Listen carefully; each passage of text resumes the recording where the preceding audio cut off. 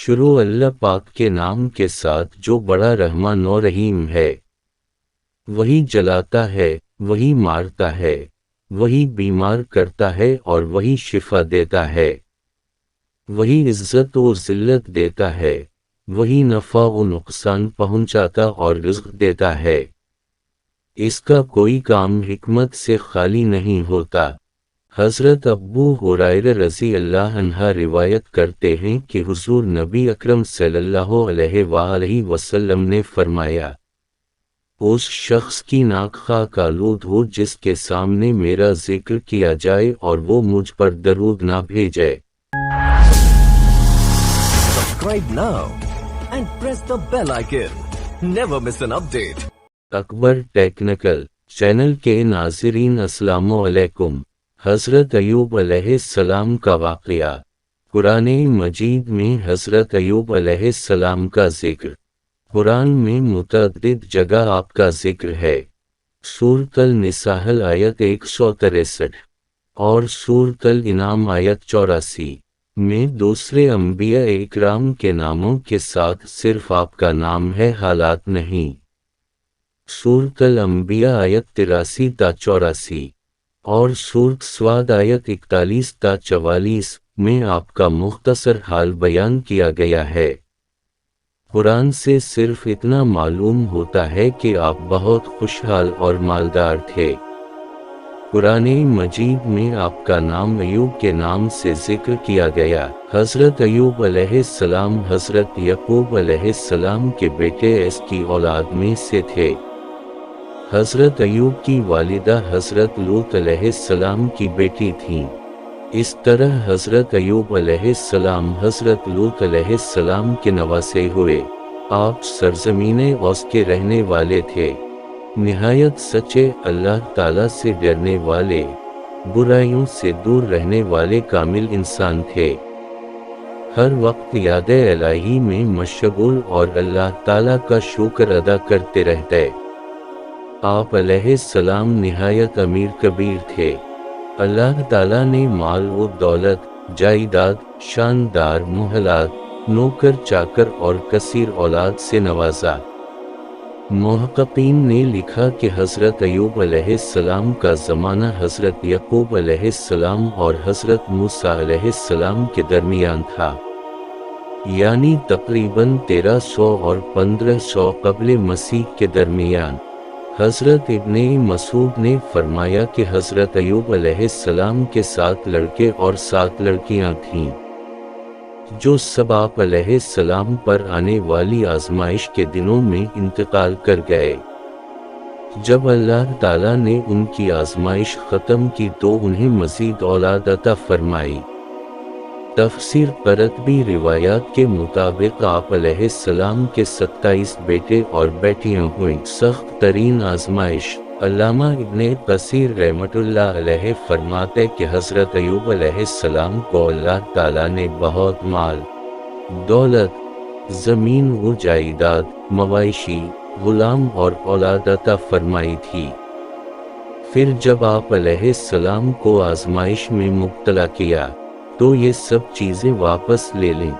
انہیں طرح طرح کی بیماریاں لاحق ہو گئیں اور کوئی عضو صحیح سالم باقی نہ رہا سوائے دل اور زبان کے۔ ان تمام مصیبتوں، مشکلات اور بیماریوں کے باوجود آپ علیہ السلام نہایت صابر و شاکر ثابت ہوئے۔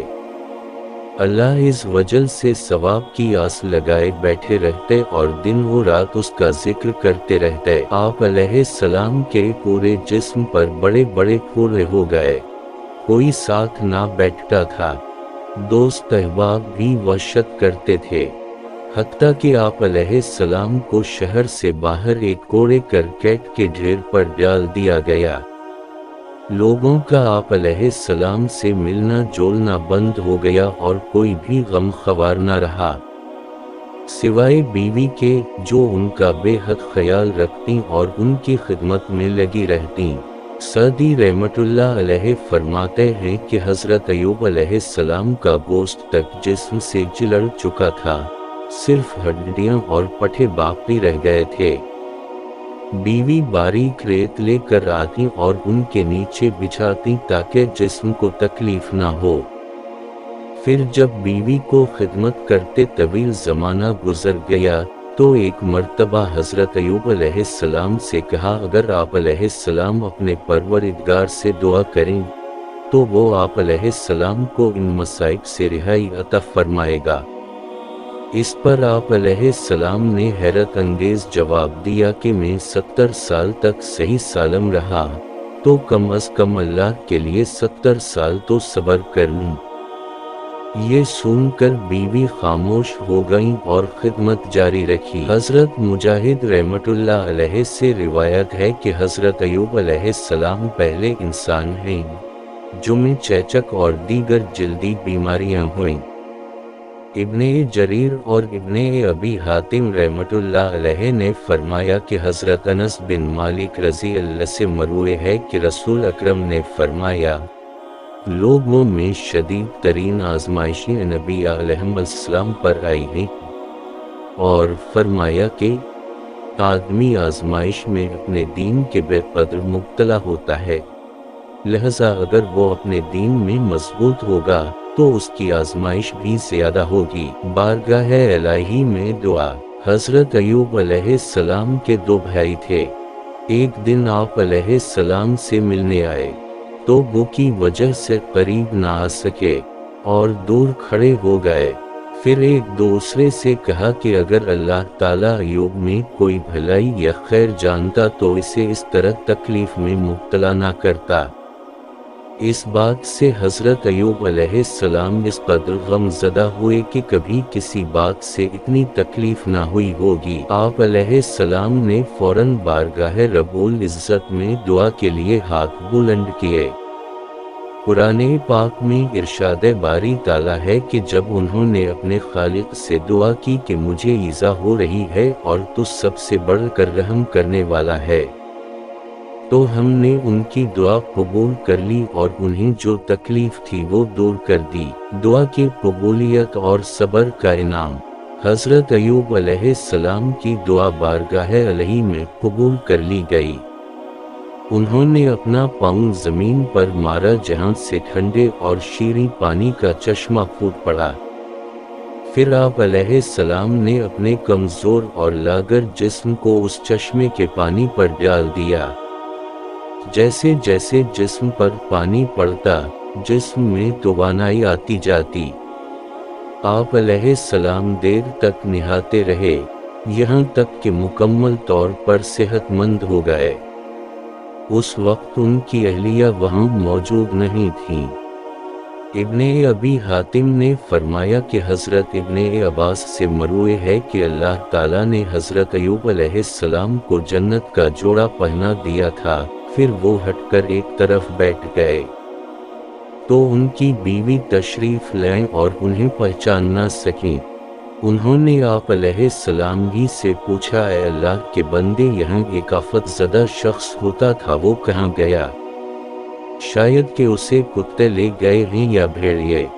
और एक घड़ी यूं ही बात की। फिर हज़रत अय्यूब अलैहिस्सलाम ने फरमाया, मैं ही अय्यूब हूँ। उन्होंने अर्ज़ किया, ऐ अल्लाह के बंदे, आप मुझसे मजाक करते हैं।